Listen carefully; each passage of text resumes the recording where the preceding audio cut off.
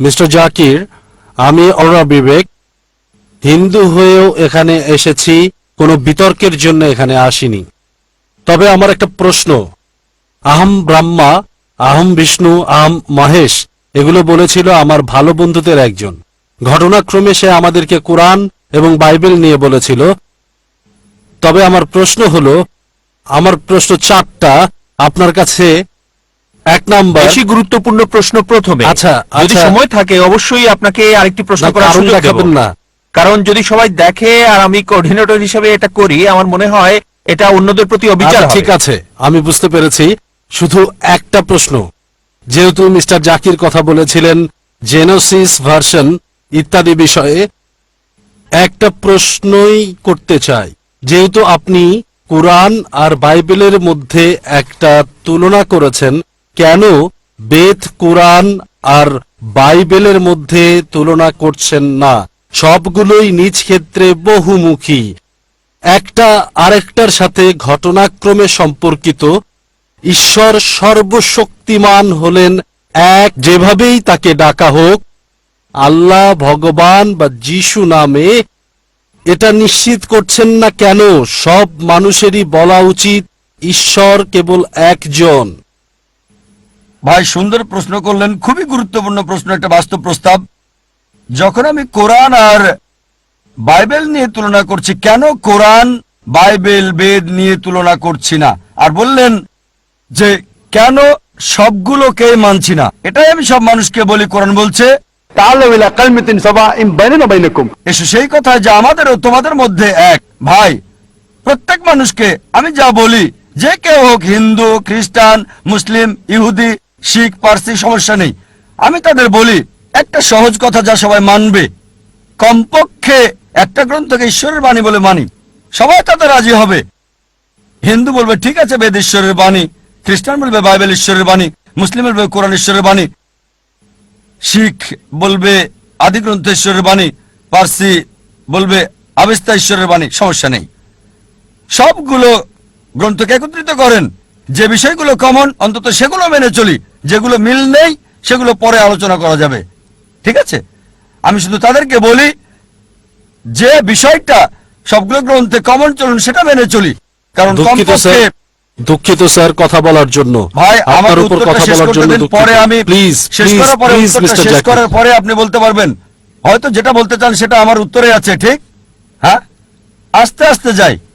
ঠিক স্যার। গাণিতিক কোনো সমস্যার যদি সমাধান করতে চান সরাসরি উত্তর দিলে হবে না, স্টেপ বাই স্টেপ আমাদের যেতে হবে, 1 2 3 4। জি স্যার।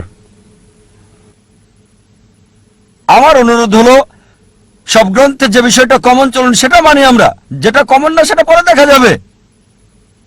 ঠিক? এখন সব গ্রন্থে কমন হচ্ছে ঈশ্বর একজন। চলুন বিশ্বাস করি ঈশ্বর একজন। বেদ বলছে ঈশ্বর একজন, আমি বলিনি যে ঈশ্বর কেবল একজন, দ্বিতীয় কেউ নেই।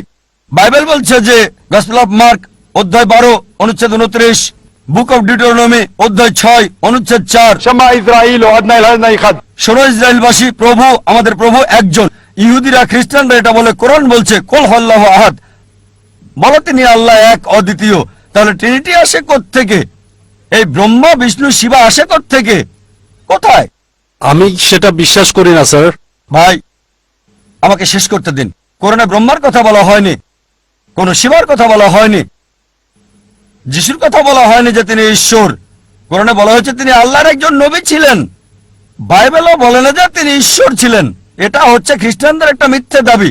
তাহলে কিভাবে বলেন যে আল্লাহ, যিশু যেটাই বলুক না কেন সমস্যা নেই? কোরআন বলছে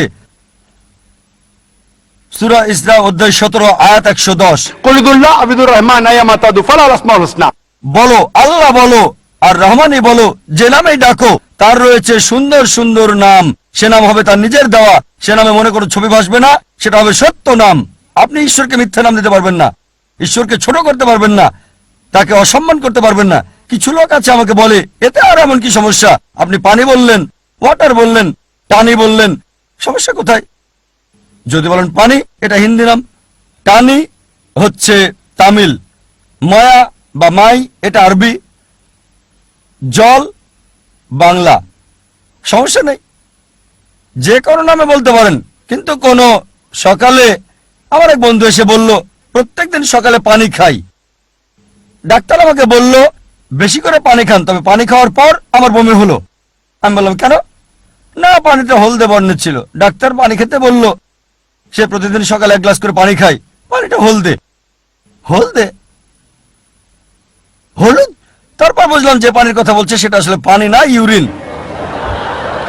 আপনি ইউরিনকে পানি বলতে পারেন না, পানিকে বড় জোর বলতে পারেন টানি, বলতে পারেন ওয়াটার। একইভাবে আল্লাহকে রহমান বলতে পারেন, রহিম বলতে পারেন, করিম বলতে পারেন, রব। কিন্তু ঈশ্বরকে মানুষ বলতে পারেন না, ঈশ্বরকে ইনসান বলতে পারেন না। যেমন ইউরিনকে পানি বলতে পারেন না। আর ধর্মতত্ত্বের গোষ্ঠীপথর সূরা ইখলাস অধ্যায় 112 আয়াত 1 থেকে 4 সে কথা বলা হয়েছে। তাই আমি বলতে চাচ্ছি যেগুলো পার্থক্য সেগুলো দূরে রাখেন। কোরআন কোথাও বলেনি যিশু ঈশ্বর, কোথাও কোরআন বলেনি মহেশ ঈশ্বর, তাই মহেশকে দূরে রাখুন। হ্যাঁ, যদি বলেন ব্রহ্মা, ব্রহ্মা সংস্কৃত শব্দ যার মানে হচ্ছে সৃষ্টিকারী ঈশ্বর। যদি বলেন স্রষ্টা, কোনো আপত্তি করব না। যদি বলেন ঈশ্বর হলেন স্রষ্টা, তাহলে কোনো আপত্তি করব না, কারণ কোরআন বলছে আল্লাহ হলেন খালিক, স্রষ্টা। কিন্তু যদি বলেন এই স্রষ্টার আছে 4টা মাথা, 4টা হাত আছে, তাহলে একটা ছবি তৈরি করছেন, আপনি বেদের বিরুদ্ধে যাচ্ছেন। ঈশ্বরের কোনো প্রতিমূর্তি নেই। আমি সেটা বিশ্বাস করি স্যার। সুতরাং তাকে স্রষ্টা বলে ডাকেন, কিন্তু যদি বলেন স্রষ্টা হলেন মানুষ, তাহলে সে ঈশ্বর না। আমি ক্ষমা চাচ্ছি স্যার। আরো মহান ভাই, যদি আপনি আমার ভিডিও ক্যাসেট দেখেন ইসলাম আর হিন্দু ধর্মের সাদৃশ্য, ইনশাআল্লাহ অনেক প্রশ্নের উত্তর পাবেন। আশা করি উত্তরটা পেয়েছেন। আমি ক্ষমা চাচ্ছি। আমি আসলে যা আপনাকে বলতে চাচ্ছি মিস্টার জাকির, আমি বিতর্কে যেতে চাই না এখানে। তবে বিষয়টা হলো মিস্টার জাকির যা বলতে চাচ্ছিলেন সবই ঠিক আছে। আর এখানে লোকজন যা চাচ্ছিল, আমি আসলে যা জানতে চাই, ঠিক তিনি যা বক্তব্যে আমাদেরকে বলেছেন, আমরা তার কাছে ঠিক রিনাইসা শুনতে চাই। রিনাইসা পৃথিবীর স্রষ্টা, আর এটা যেভাবেই বলা হোক, আল্লাহ, ভগবান বা যিশু, পার্থক্য করা উচিত নয়। এটাকে সমন্বয় করতে হবে ভিন্নতা থেকে। ধন্যবাদ ভাই, যদি আমার লেকচার শুনে থাকেন, আল্লাহ বলে ডাকেন, কোনো সমস্যা নেই, অথবা ডাকেন ভগবান। এখন দেখার বিষয় হচ্ছে ভগবান মানেটা কি। রজনীশের মতে ভগবান মানে অন্য কিছু, জানেন কিনা জানি না। রজনীশের মতে রজনীশ যে সংজ্ঞা দিয়েছে তাতে আমি বিশ্বাস করি না যে ভগবান ঈশ্বর। তাই আমাদেরকে ঈশ্বরের ধারণায় বিশ্বাস করতে হবে।